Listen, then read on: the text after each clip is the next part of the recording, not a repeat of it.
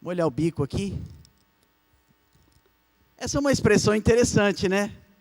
Muitas pessoas usam, não é? Eu não sou passarinho, né? Eu não tenho bico. Há outras expressões interessantes, como santo do pau oco. Já ouviu essa expressão? Talvez você já tenha falado de alguém, não é? O santo do pau, aquele lá é santo do pau oco.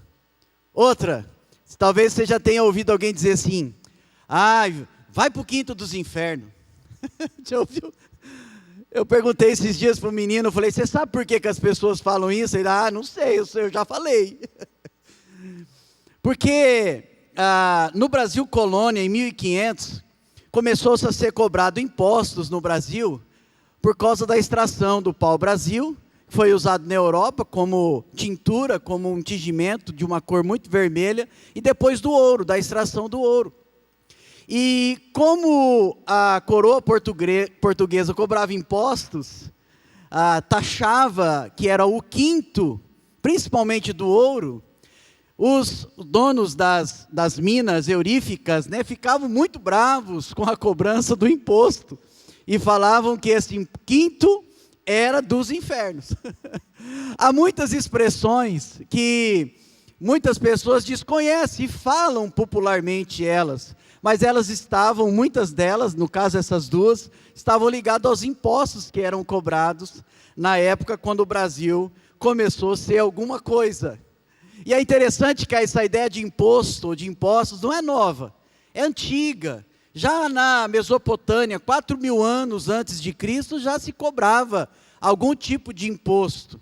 O fato é que nas civilizações modernas e na maneira como nós vivemos em sociedade, é impossível não ter cobrança de impostos. O problema é que, muitas vezes, eles não chegam no determinado lugar que tem que chegar, e da maneira que tem que chegar, trazendo benefícios, trazendo uma boa seguridade de vida, através de saúde, e acabam escoando, indo para lugares que não deveriam ir, para um enriquecimento ilícito, para a corrupção, e nós no Brasil sabemos muito bem como isso funciona. Aliás, nós pagamos cerca de quase 40% de impostos dos nossos rendimentos.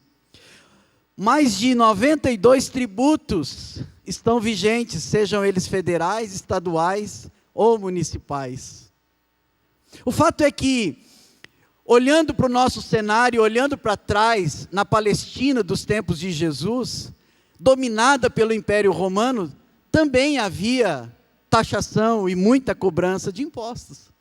A Palestina dos tempos de Jesus estava debaixo do jugo de Roma. E para manter toda aquela máquina daquela época, havia duras cobranças de impostos sobre aqueles que eram e estavam debaixo do seu domínio. E é sobre esta palavra chamada imposto que Jesus é questionado e perguntado da nossa pergunta de hoje à noite, de respostas de Jesus.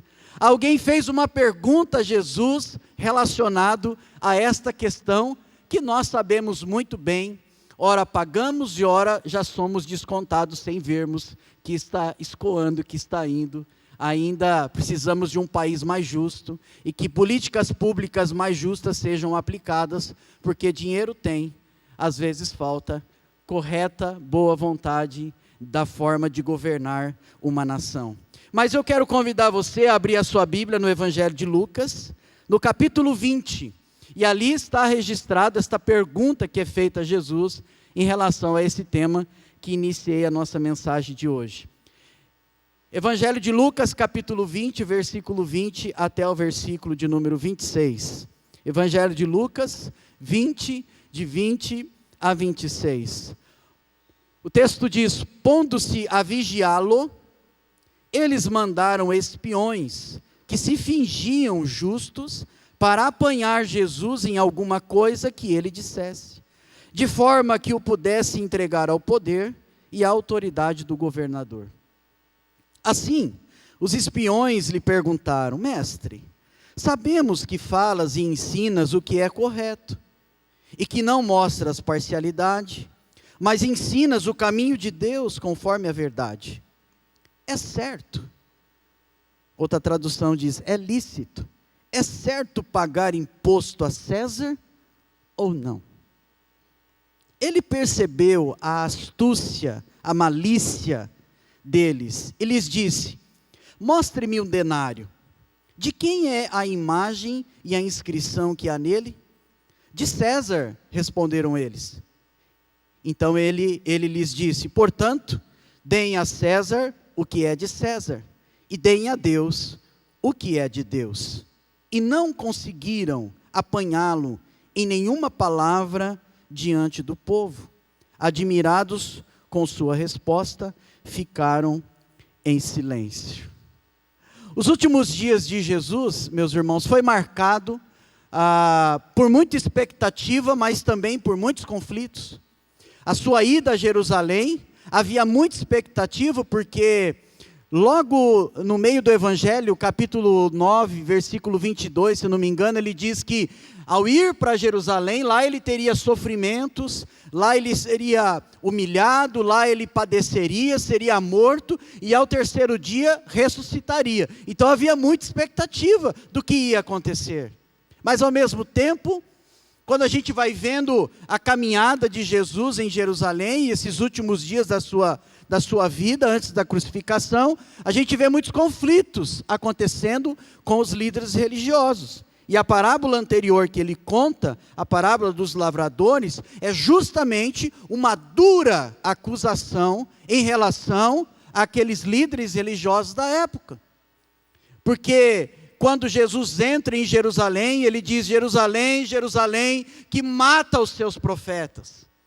E de fato é uma dura acusação com relação àqueles que deveriam conhecer bem as profecias, entendê-las e olhar para Jesus e ver que ele era o Filho de Deus perfeito. Mas não é isso que acontece, não é isso que está acontecendo. Então Jesus traz uma parábola dura, e nessa parábola ele lembra do que vai acontecer com ele quando o filho do dono dessa vinha é morto fora da cidade, assim como Jesus seria morto fora da cidade. Então aqueles homens, ao perceberem que Jesus estava os acusando duramente, tentam prender Jesus, e aí eles colocam espias para tentar pegar Jesus em alguma palavra e podê-lo acusá-lo, e entregar ele à autoridade. Mas é interessante que nós vamos perceber esse contexto nada tão amoroso, um contexto hostil. E então surge a pergunta. No versículo 22, eles perguntam: é certo pagar imposto a César ou não? Essa era uma cilada, era uma charada, era uma pergunta carregada de uma malícia, de uma falsidade, de uma má intenção, porque era comum pagar imposto. Todo judeu estava subjugado de Roma, era algo que era praticado no natural da vida, ainda que eles não gostassem, não aceitassem, era a prática comum. Se Jesus diz: não é correto pagar, ele se torna contra Roma e podia ser preso. Mas se ele diz: não, está certo pagar, tem que pagar, ele se tornava um grande inimigo do próprio povo, do próprio judeu. Porque além dos impostos de Roma, a maneira como o judaísmo trabalhava, eles já tinham impostos como dízimos a ser pagos no templo, para sustento dos sacerdotes, para aqueles que tinham necessidades, a entrega das primícias, daquilo que eles plantavam, semeavam, e aquilo eles levavam ao templo. Eles já tinham uma maneira judaica de praticar, vamos dizer assim, impostos. Então, aquilo que Roma imprimia era um grande peso. Parece que Jesus se coloca num dilema, mas é interessante perceber e nunca nos esquecermos de que Jesus é Deus. Ele é o Filho perfeito de Deus. Ele sabe todas as coisas. E nós precisamos, à semelhança de Jesus, discernir a vida com a mente de Cristo. Discernir as situações com a mente de Cristo. Jesus percebe a astúcia, a malícia, percebe a tramóia, a malandragem deles. Nós precisamos discernir a vida a partir da mente de Cristo, não da nossa mente. E Jesus então dá uma resposta desconcertante àqueles homens, àqueles líderes que estavam colocando Jesus à espreita, se colocando à espreita para pegar Jesus. Então Jesus diz a eles, versículo 25, então lhes disse, portanto, deem a César o que é de César, e deem a Deus o que é de Deus. Pode passar aí, por favor, já era para ter andado aqui um pouquinho. Pode colocar lá no nosso tema de hoje. Está aí? Não? Foi arrebatado? Glória a Deus.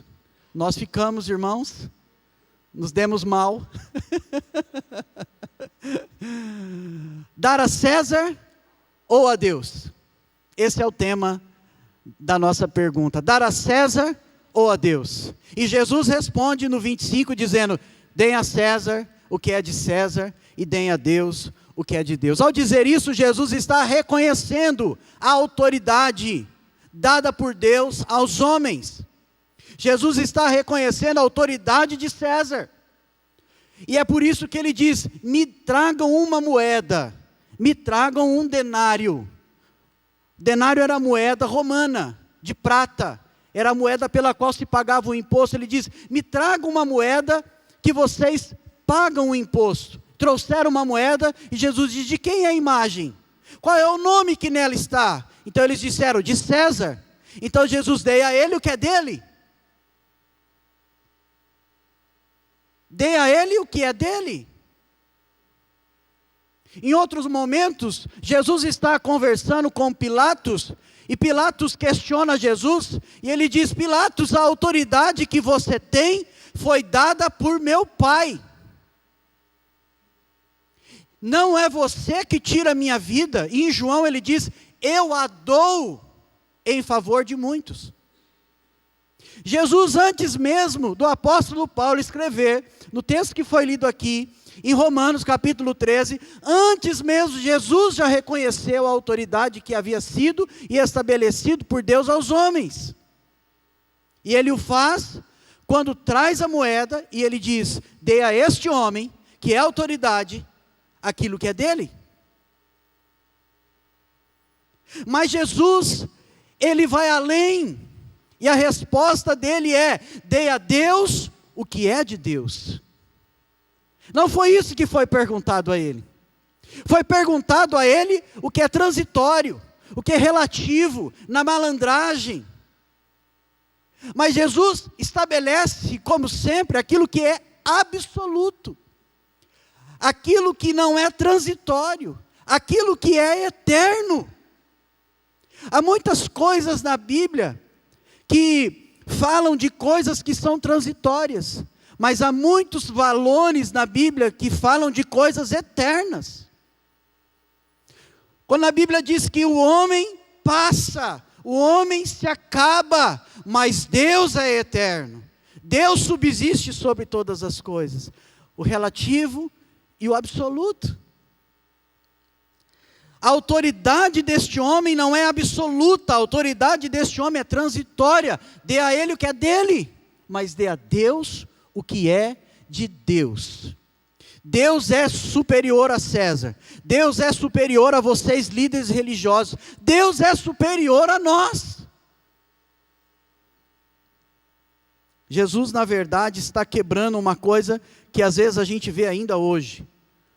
Uma visão dualista, dicotômica da espiritualidade.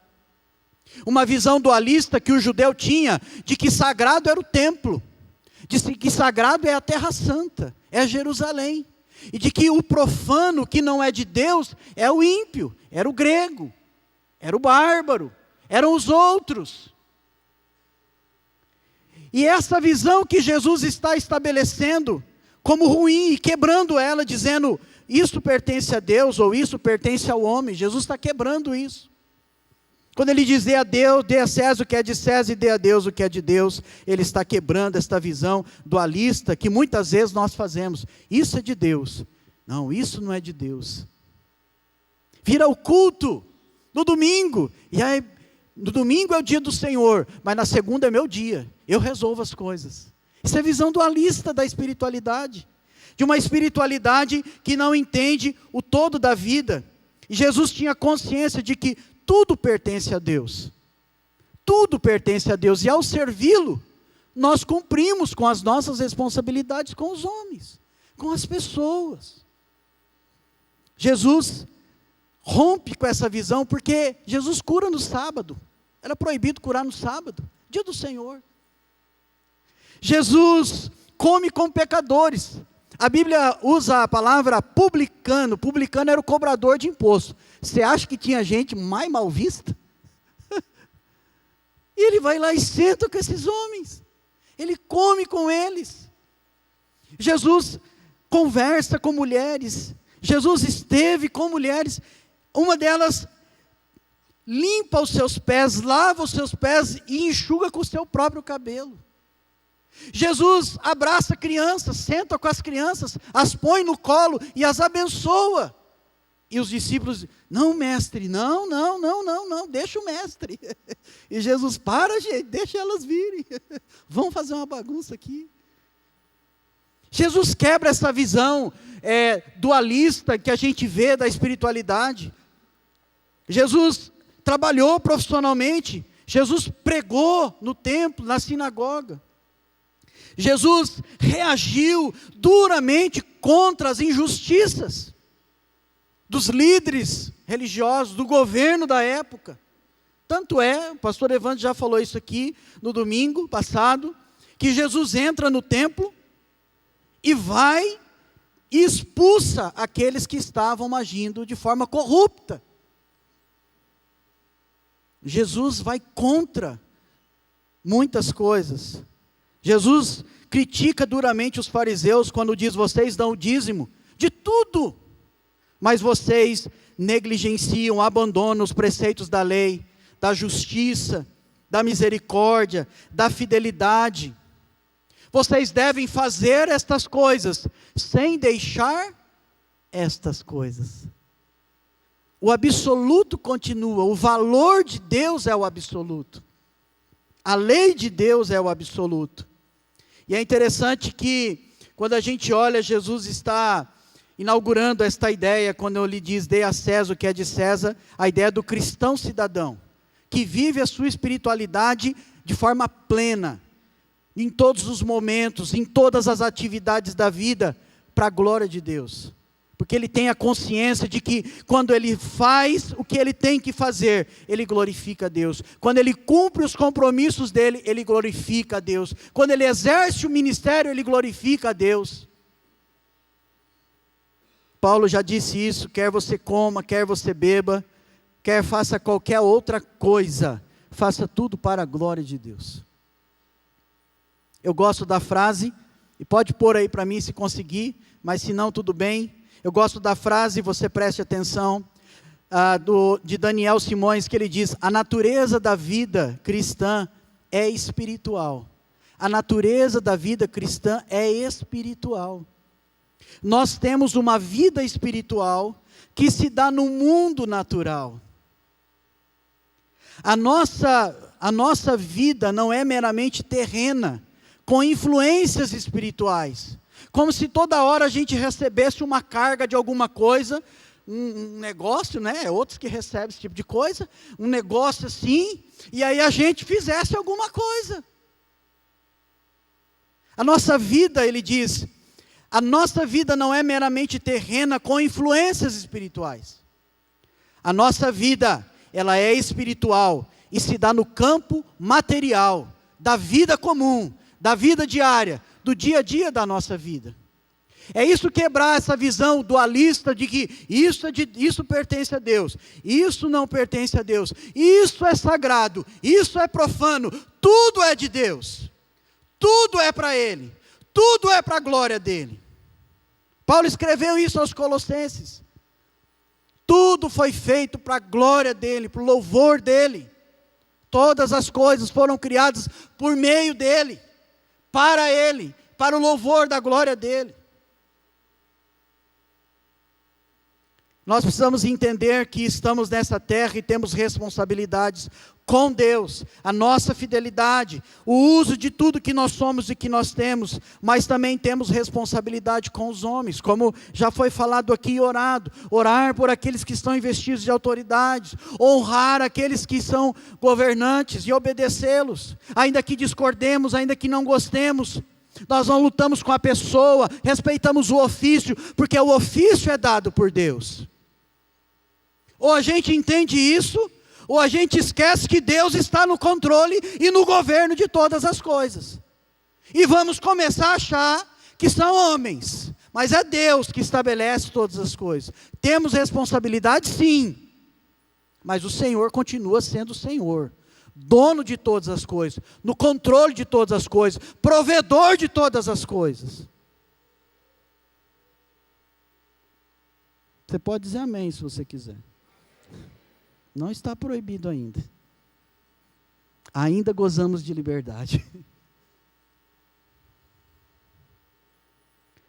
Precisamos cumprir as nossas obrigações legais. Sermos honestos, íntegros, assim como Deus o é. Ele diz: sede santo como eu sou santo. E a santidade se manifesta na vida, na prática, nas ações. Não é um conceito, não é algo racional apenas, é algo que se desemboca na prática da vida. Por isso que a dualidade em Cristo é quebrada. Ele diz: quem vê a mim vê o Pai. Quem vê a você tem que ver Deus, tem que ver Jesus. Para alguns é: quem me vê na igreja vê a Deus, quem me vê na semana, não sei. Não é isso. Isso não é espiritualidade saudável. Isso não é espiritualidade integral. Não é isso que Jesus, ao dizer, e aí ele rompe com aquela visão opressora, religiosa. Ele está dizendo: aonde eu estou, seja no sábado, seja no domingo, seja na segunda, quem vê a mim vê o Pai. Não importa onde eu estou, não importa se eu me assento e converso com uma mulher, que era proibido para aquela época, Jesus rompe. E ele rompe com aquilo que é opressor, com aquilo que vai contra o absoluto de Deus, que é a justiça, misericórdia, fidelidade,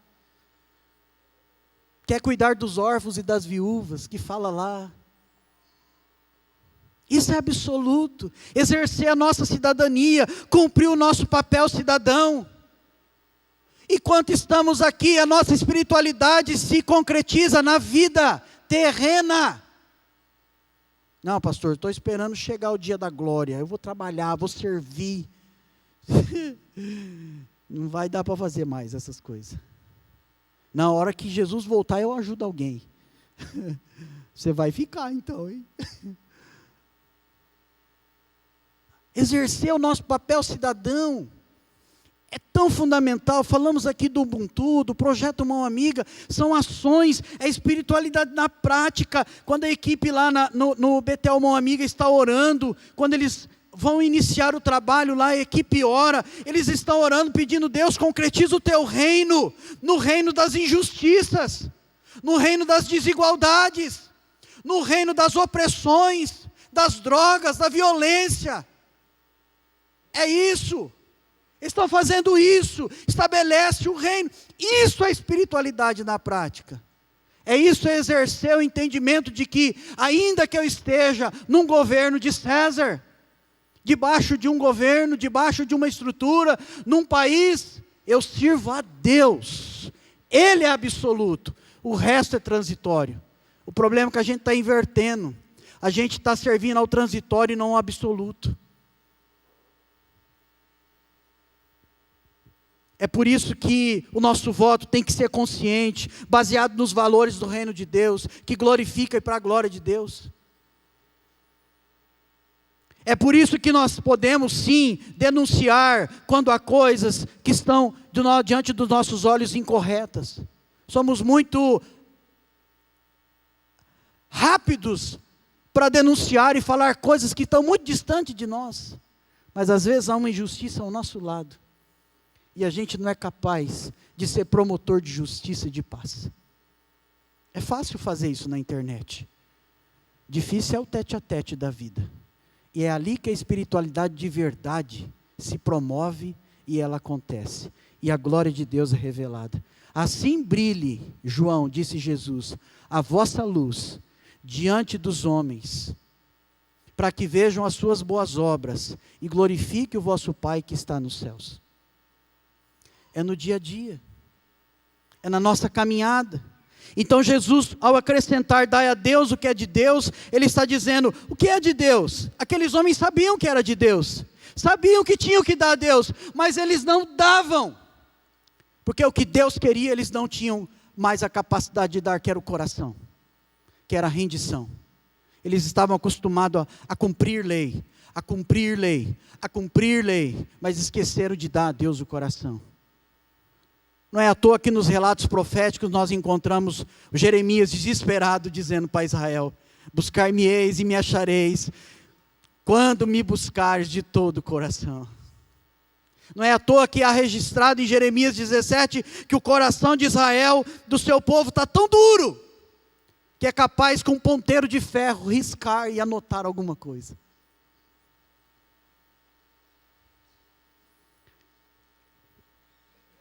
O Breve Catecismo de Westminster, que é um livro de perguntas e respostas da fé cristã, ele diz, qual é o fim principal do homem? Para que o homem foi criado? Qual é o fim do homem? Qual é o fim seu, mulher? Qual é o fim seu, homem? Qual é o nosso fim? E aí ele responde dizendo, o fim principal do homem é glorificar a Deus e gozá-lo para sempre. O fim principal do homem, meu e seu, é glorificar a Deus e gozá-lo para sempre. Quando a gente consegue entender isso, quando a gente se rende a Jesus, a gente passa a compreender que a minha vida pertence a Ele, e a minha vida foi criada para o louvor da glória dEle. Efésios 1 fala isso. E é interessante pensar, irmãos, que Jesus, quando pega o denário, Jesus está dizendo, olha a imagem que tem nesta moeda. Olha a imagem, esta moeda pertence a alguém.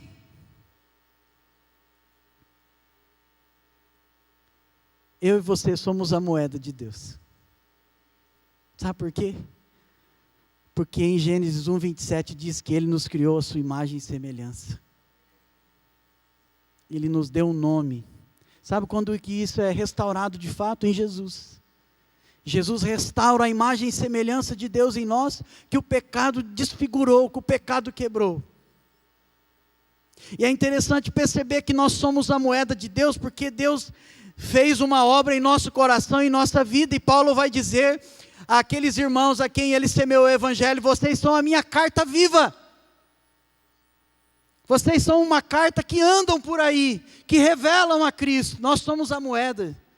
As pessoas precisam olhar para nós e dizer assim, aquele denário pertence a Deus. Aquela pessoa pertence a Deus. Irmãos, eu não sei, tem umas coisas interessantes que acontecem. Ontem eu saí daqui, parei no sinal, uma pessoa veio oferecer uma bala, algo assim parecido, e a pessoa olhou na janela e falou assim, você é pastor? Eu falei, eita, está reconhecendo assim tão fácil?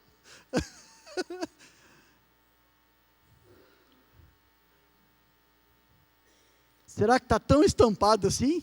Será que é o corte de cabelo? Será que é o blazer? Vamos começar a mudar então para... Nós somos a moeda de Deus, nós representamos a Ele. Jesus está dizendo, dê a Deus o que é de Deus, dê a sua vida a Ele, dê o seu coração, dê o governo, dê o controle da sua vida a Ele. Nós também temos que dar algo a Deus. O que você tem entregado a Deus? O que eu tenho entregado a Deus? Nosso desafio diário da nossa vida.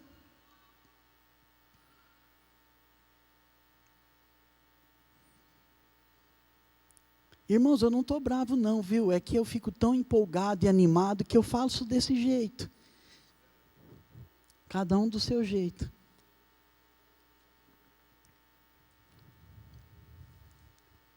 Nas cruzadas do século XII, aconteceu uma coisa muito interessante, E eu quero terminar aplicando esse texto para o meu e para o seu coração. Nas cruzadas do século XII, os cruzados contratavam mercenários. E ao contratar mercenários, por ser uma guerra santa, eles tinham que ser batizados. E aqueles homens contratados iam ser batizados. E na hora do batismo, eles colocavam a espada para fora das águas. Como um sinal de diz, Jesus Cristo não tem controle sobre a minha espada. E assim fazemos muitas vezes. Não demos a Deus o controle da nossa vida. Seguramos áreas da nossa vida. Governamos a nossa vida. E é muito interessante porque dar a Deus significa render a sua vida a Jesus como Senhor e Salvador. Esse é o começo. Esse é o primeiro passo. Render, dar a Deus o que é de Deus é reconhecer que Jesus Cristo é o Senhor e Salvador. Que Ele morreu por você e ressuscitou ao terceiro dia para te dar vida e uma vida eterna. Mas dar a Deus também significa romper com aquilo que significa César, poder de César, que compete com o governo de Deus na minha e na sua vida. Dar a Deus o que é de Deus significa dizer não mais a César, mas agora a Deus, que Deus é o valor absoluto na minha vida. Ele governa, Ele controla, Ele diz, Ele orienta, Ele provê. Porque geralmente dizemos aos Césares, dizendo assim, pode deixar comigo que eu resolvo essa parada. Isso não significa dar a Deus o que é de Deus. Porque Ele é o provedor das nossas vidas. Consagre ao Senhor tudo que você vai fazer. E Ele fará você bem sucedido, como diz Provérbios. César quer competir com a autoridade de Deus. Quem você está adorando mais? A César, as coisas ou a Deus? O lazer ou a Deus? O trabalho ou a Deus? O ministério ou a Deus? São coisas boas, mas que às vezes vão ganhando espaço a mais que deveriam na nossa vida. E aquilo que é absoluto, deixa de ser absoluto e passa a ser transitório. Mas Deus é digno de toda adoração. Deus é digno de todo louvor. E Ele é digno da primazia da nossa vida a Ele.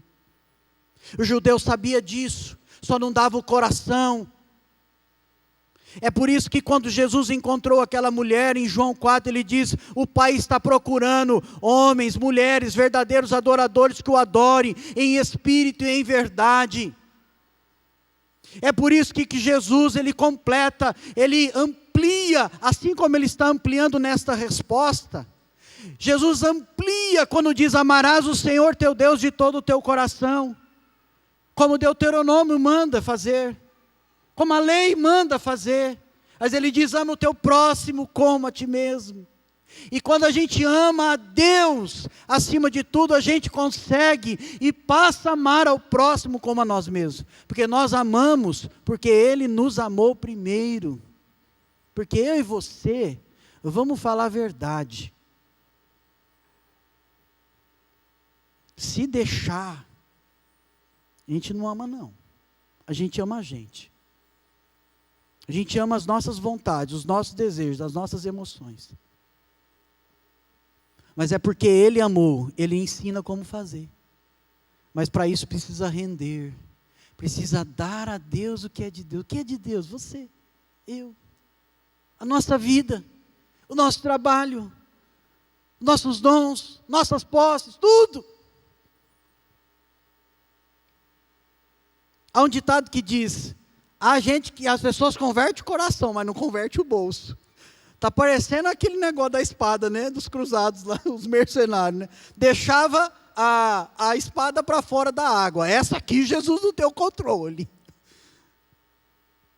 Não é assim, irmãos.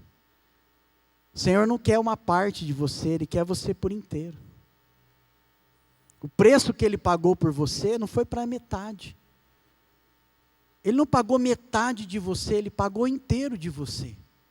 Quando Jesus morreu na cruz, Ele morreu por inteiro a você e a mim. Não foi por metade.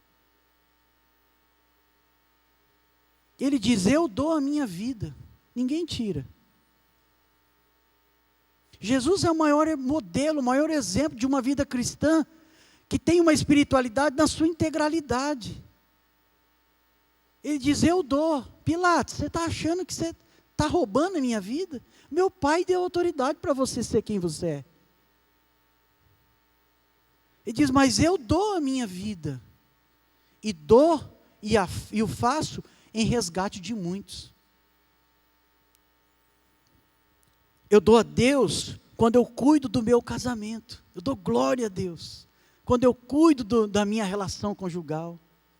Eu dou glória a Deus quando eu ensino e disciplino meus filhos no caminho do Senhor. Quando eu sou um bom mordomo, administro bem os recursos materiais que chegam à minha mão com sabedoria, com generosidade, com temor, porque eu estou fazendo para a glória de Deus. É como se a gente dissesse, Senhor, está aqui os 10%. E geralmente a gente ainda faz com muita tristeza, né? Até a música nós precisamos melhorar, né?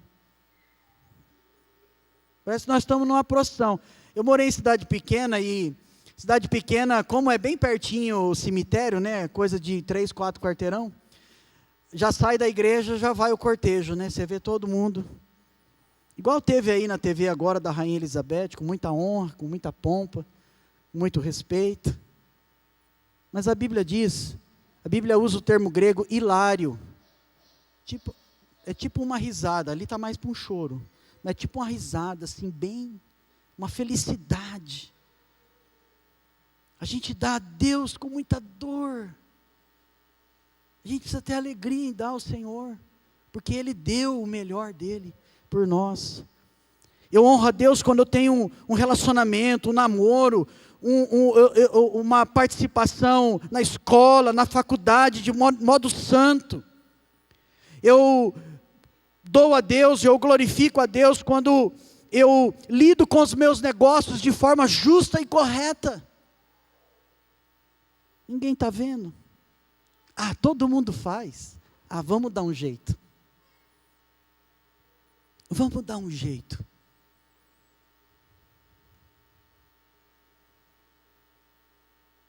Deixa eu dizer uma coisa a você. Esses dias não, há uns 2 anos atrás, uma pessoa falou assim para mim, pastor, tem um jeito de fazer aqui no seu imposto de renda, que se a gente fizer, o senhor não vai cair de novo.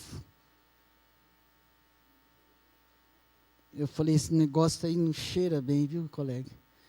Já é difícil esse tarde do negócio de imposto aí, né? O leão já quer pegar nós, de qualquer jeito. Parece bíblico, né? Está ao derredor, né? Mas não é esse leão, não, é outro. Está tudo certo, estou fazendo certo, está tudo justo, tudo correto, vou continuar fazendo. E está tudo certo na orientação. É o 2º ano que eu caio. Está tudo certo, eu presto conta. Não recebo. Faz uma farta. Eu podia estar bravo, enlouquecido. Deus sabe que a minha parte eu estou fazendo. A minha parte eu estou fazendo. Porque a honra de tudo que nós fazemos é para Deus. Deus. Os nossos dons, os nossos recursos, os nossos talentos. E já foi meu tempo e eu estou acabando. A pergunta foi, dá a César ou a Deus? E aí, colega? O que você responde? A Deus. A Deus. Porque quando a gente dá a Deus, quem dá a Deus, cumpre as suas responsabilidades. Porque ao cumprir a sua responsabilidade, você dá honra a Deus. Esse é o entendimento cristão. Entender que tudo pertence a Deus. E ao dar a Deus, eu faço. Olha só essa frase. O irmão está aí. Foi substituído. Põe, por favor, a última frase que tem para nós. Aí. Eu queria que todos lessem. Muito bem.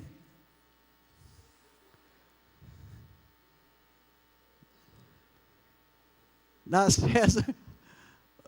A gente tem que tirar, tem que ser cômico esse momento, né, irmão? Faz parte, é tecnologia.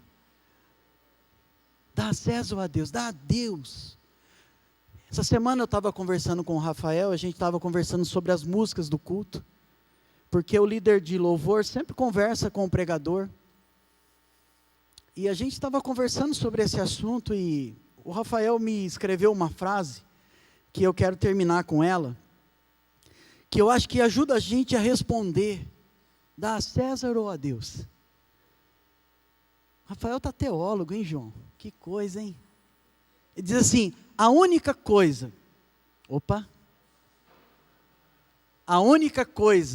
que César é capaz de conseguir de nós, é por imposição e coerção. Esse é o governo transitório humano. Mas aí ele disse, mas Deus nos deu o que era mais precioso de graça, Jesus. E quando tomamos consciência disso, devolvemos a Ele tudo o que somos. Tudo o que somos. Você não é fragmentado. Tudo o que somos, também pela graça. Aí não é de graça, é pela graça. É pela força do Senhor. É pela direção de Deus. É pelo governo de Cristo. Jesus quer ser o Senhor e o governador de tudo que você é. Porque tudo que você tem pode ser tirado de você num piscar de olhos. Ah, pastor, está tudo guardado, está tudo segurado, está tudo tranquilo. Mas há uma coisa eu e você não temos a capacidade de fazer: acrescentar um dia na nossa vida, se não for da vontade de Deus. Por isso é tudo para Ele, por isso é para Ele, e é por isso que nós precisamos dizer, eu dou a Deus, porque Ele me capacita com graça, para dar a Césares, e para viver a vida que Ele tem para mim, enquanto eu estou nessa terra. Viva assim, e você será próspero. A semelhança de Jesus, nós precisamos honrar a Deus como cidadãos dos céus, e cumprir as nossas responsabilidades como cidadãos da terra. Porque Paulo escreveu aos Romanos, capítulo 13, versículo 7, diz, deem a cada um o que lhe é devido, se imposto, imposto, se tributo, tributo, se temor, temor, se honra, honra. Amém?